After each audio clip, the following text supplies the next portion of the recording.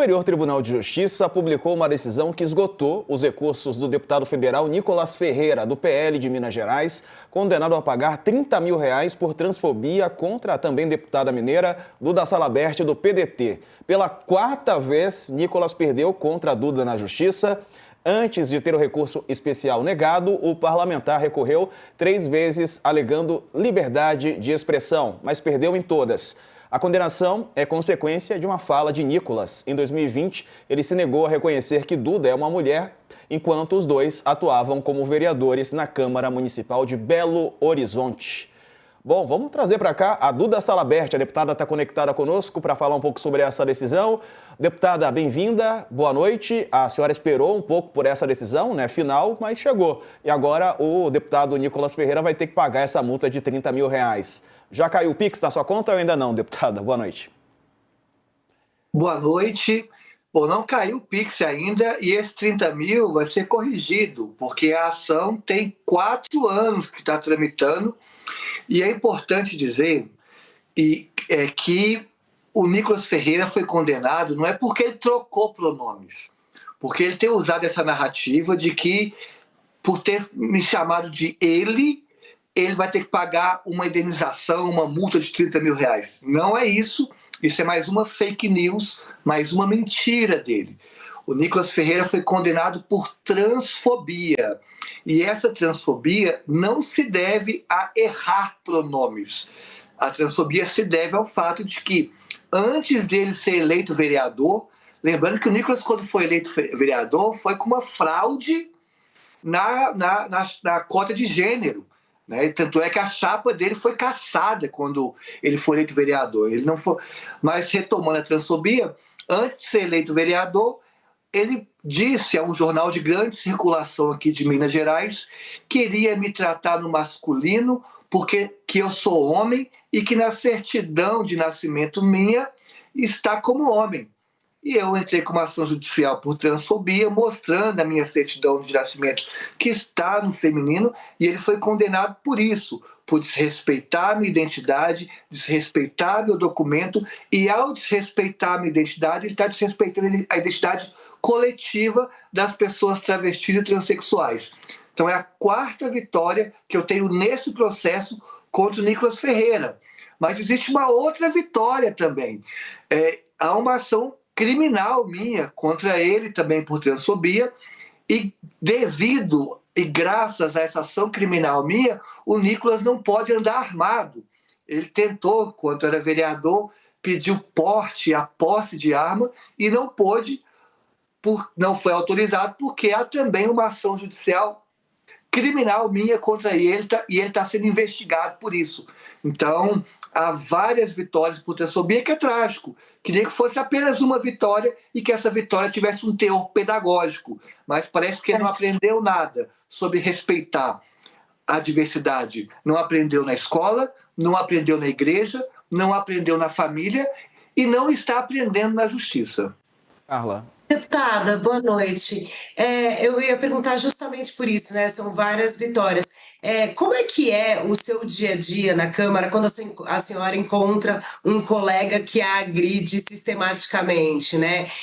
Há alguma mudança de comportamento dele ou não? A senhora vê que realmente não há o respeito, infelizmente, mesmo com essas vitórias na Justiça, a senhora ainda se sente desrespeitada? Como é que é essa convivência que, né, nós mulheres enfrentamos um congresso, um ambiente tão masculino ali, já é difícil mesmo, mas como é que é esse dia a dia de encontrar alguém que a agride sistematicamente?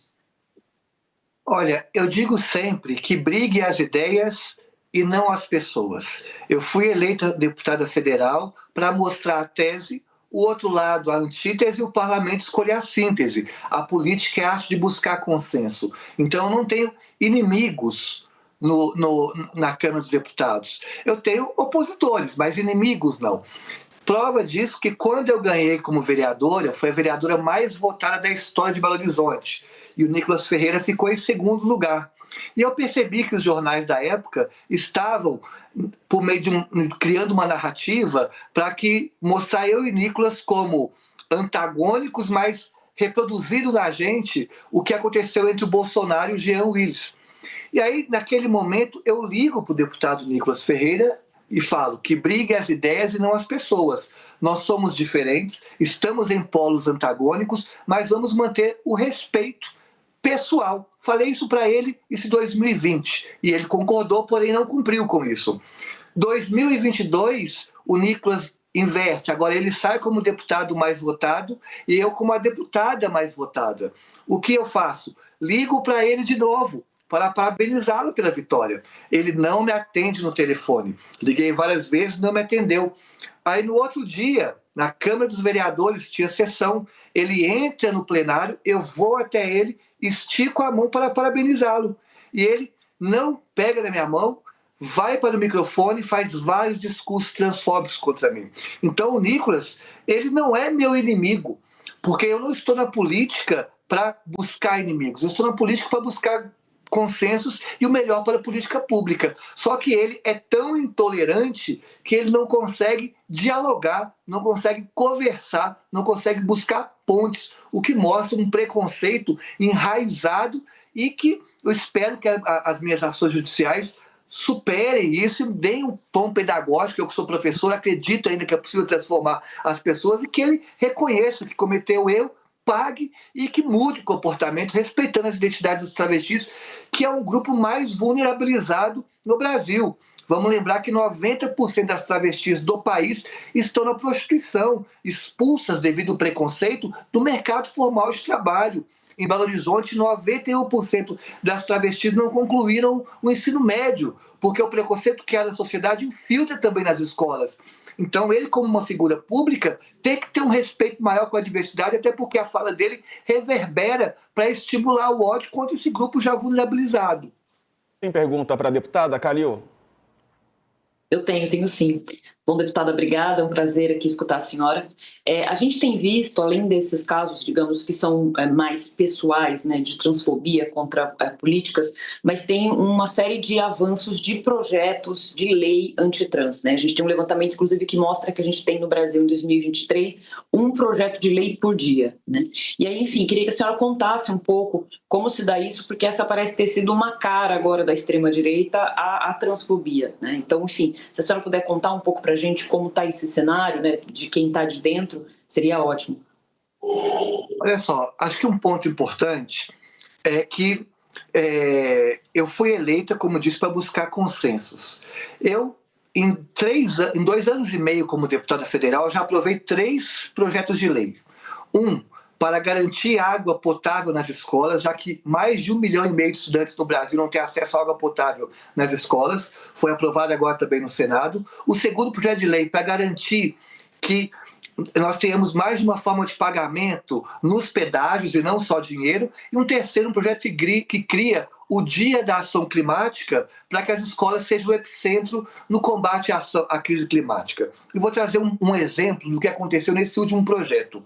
Eu fui convidada pelo governo japonês para conhecer o que o Japão estava fazendo no enfrentamento à crise climática. E na conversa com a princesa do Japão, ela me disse que uma das ações que o Japão faz é isso: parar um dia no ano para as escolas passarem protocolos do que fazer perante uma crise, uma catástrofe ou uma tragédia. Replico esse projeto no Brasil. Um projeto pacificado. Ninguém é contra a escola passar protocolos para professores, para alunos e para a comunidade escolar. Todos os líderes concordaram com o projeto. Quando o projeto entra em votação, o PL, o Partido Liberal, o Partido do Nicolas e do Bolsonaro, começaram a obstruir a pauta e queriam retirar o projeto de pauta. Nós não entendemos e fomos procurar o líder do PL. Quando o procuramos, perguntamos por que estão obstruindo o projeto, já que ele foi pacificado entre os líderes na reunião de líderes. Ele respondeu assim: eu não tenho nada contra o mérito do projeto, mas os meus deputados não querem votar favorável a um projeto de uma trans. Os meus deputados não querem votar favorável ao projeto de uma travesti. Para quem não entende o que isso significa, seria fazer uma analogia de os deputados dizerem: nós não queremos votar esse projeto porque foi um negro que apresentou, porque foi uma mulher que apresentou, porque foi um indígena que apresentou. Aquele foi o primeiro dia que eu chorei na Câmara dos Deputados. Do que adianta a gente fazer uma construção profunda, articular, colocar um projeto em pauta, ter um intercâmbio internacional. E quando o projeto vai ser votado, o que mais importa para eles é a identidade de quem apresentou o projeto. Nos chamam de identitárias, mas identitários são eles que colocam a identidade como pauta central para ser votado, para ser questionada. E há essa onda de projetos antitrans, que são projetos que em nada vão melhorar a qualidade de vida das pessoas. Sabe? Pelo contrário, vai só estimular o ódio. Nós temos uma crise absurda no Brasil, somos a última geração capaz de frear a crise climática, o Cerrado sendo devastado, mais de 1 milhão de estudantes sem acesso à água potável nas escolas, e eles estão discutindo o quê? Banheiro trans. Sendo que essa nem é a nossa pauta. Nós, do movimento trans, lutamos porque hoje 90% das travestis são na prostituição. Independente do ponto de vista político e ideológico, é revoltante morar num país em que 90% de um grupo está na prostituição porque é expulsa do mercado formal de trabalho. Então nós deveríamos estar discutindo para garantir, vamos diminuir de 90% para 80%? O Ministério da Saúde estima que hoje no Brasil 41% das travestis estão com HIV. Vamos reduzir isso para 38%? Sabe? 91% das travestis não concluíram ensino médio em Belo Horizonte. Vamos diminuir essa evasão escolar? É esse o debate nosso, é essa a nossa pauta. Só que a ultradireita, para causar pânico moral, fica discutindo banheiro trans no esporte, coisas que nunca foram pautas do próprio movimento trans. A gente está lutando ainda para conquistar a categoria de humanidade, a gente está lutando ainda para conquistar direito a emprego, a nome, coisas básicas. Enfim, é trágico ver parte da sociedade entrando nesse pânico moral construído pela outra direita em projetos que em nada vão melhorar a vida das pessoas. Verdade. E ser trans é apenas uma das características da deputada, né? Não define quem ela é. Infelizmente, as pessoas pegam uma característica das pessoas, né, e centralizam nela todo o seu ódio. Minha solidariedade à senhora, deputada, e parabéns pela vitória na Justiça. Um abraço, uma boa noite. Muito obrigado e fico feliz com essa vitória, feliz de ser uma travesti que já aprovou 3 vezes mais projetos de lei que o deputado Jair Bolsonaro. Então, o que mostra que nós viemos com um discurso qualificado. Sou professora, dei aula por 20 anos nas melhores escolas do Brasil e tenho orgulho de representar Minas Gerais como a deputada mais votada da história de Minas. Só para terminar, eles podem latir, mas a caravana passa e terão que engolir que a deputada mais votada da história de Minas Gerais é uma travesti. E que essa deputada aprovou 3 vezes mais projetos em 2 anos de mandato do que o deputado Bolsonaro na vida toda. Um beijo para vocês. Obrigado, deputada. Outro para a senhora. Bom trabalho. Olha, é isso, né, Calil? A gente pode comentar até um pouco, porque realmente, né, e essa questão tem sido levada como se fosse uma discussão prioritária do Brasil, não é, né? E ela fica na frente de outras tantas, né? Porque o debate fica centrado numa bobagem, né? Em algo que deveria ser, enfim, um detalhe, mas que é utilizado como uma maneira de engajar nas redes sociais e de conseguir votos. Infelizmente, muitas pessoas se elegem assim, né, Calil? E tem uma coisa que é a seguinte, existe uma estratégia da extrema-direita, que é uma estratégia também que copia muito o Donald Trump, né, nos Estados Unidos. Então, essa é uma agenda da ultradireita nos Estados Unidos, é uma agenda trumpista, né, colocar as pessoas trans como se elas fossem um inimigo interno, um bode expiatório. Ele está fazendo isso com pessoas trans, está fazendo isso com imigrantes. Então, ou seja, não consegue dar respostas do ponto de vista político, aí você nomeia certas pessoas, certas identidades como sendo inimigos, e aí a partir dessas características, todo o mal da sociedade vem daí, né, nesses termos, né, nessa ideia, o que não é verdade. Então, eu acho que isso é uma coisa que está sendo copiada dos Estados Unidos e casa também com o fato de que a extrema-direita no Brasil está um pouco sem agenda, né? Porque a principal liderança está convidando o ministro do Supremo para ser vice, né? Enfim, a gente está nessa situação agora do julgamento, tudo que a gente já conversou até aqui sobre quase que já dado, né, como dado o julgamento do Bolsonaro, e aí, enfim, tem essas questões aí agora desse bode expiatório e essas leis antitrans que, como a deputada falou, não servem para absolutamente nada e não falam das necessidades do Brasil. Quer complementar, Carla, rapidinho? Não, eu acho que a deputada foi muito feliz nesse comentário mesmo, porque é isso, mais do que isso, o Congresso precisa se debruçar sobre as questões que importam ao país, né?